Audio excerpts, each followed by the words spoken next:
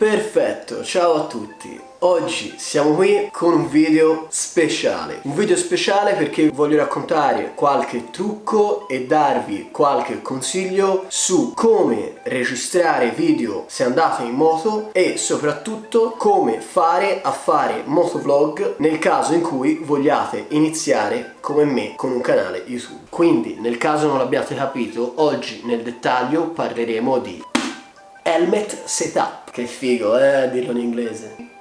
Vai con la sigla.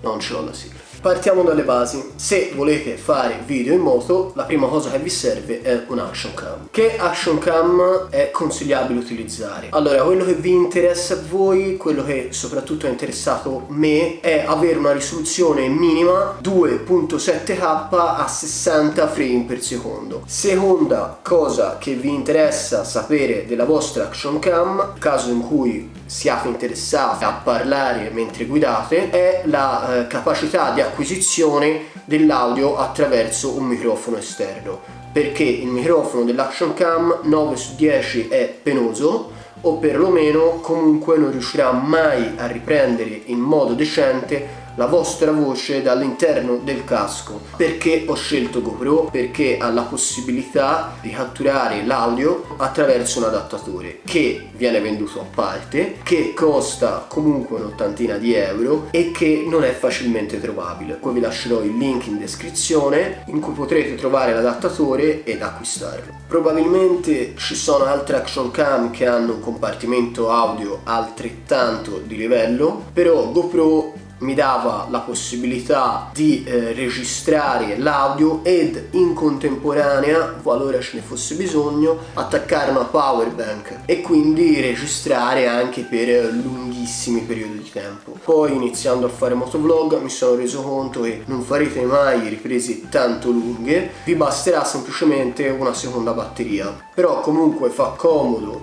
poter ricaricare l'action cam attraverso l'adattatore senza doverla smontare dal microfono, senza doverla smontare dal casco. Ci sono altre action cam in commercio altrettanto performanti, ad esempio l'action cam Headsvits ha la possibilità di regolare il gain, cioè, per chi non lo sapesse, è il guadagno audio, la capacità del microfono di registrare più o meno forte l'audio esternamente, nel senso che grazie a questa funzione, che purtroppo GoPro non ha, c'è la possibilità di avere un audio più o meno pulito con più o meno interferenze. Questa è una cosa che sarebbe utile avere, quindi nel caso potete anche sempre considerare quell'action cam lì.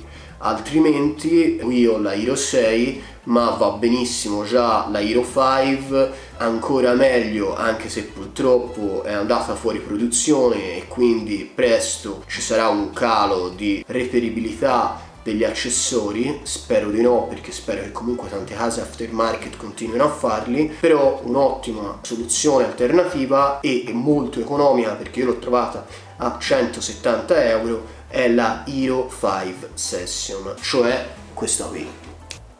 Perché? Perché è piccolissima e quindi molto poco ingombrante. Ok, quindi risolta la questione action cam, che mi sembra la base, siccome prima è stato registrato tutto il video e dopo è stata inserita questa seconda parte, qui adesso io interromperò il video e poi ci rivedremo con la seconda parte, dove parleremo dell'audio e del montaggio vero e proprio dell'action cam sul casco.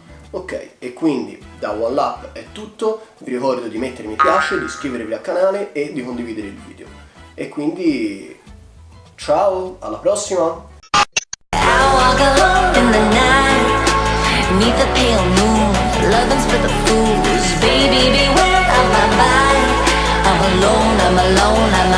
I'm alone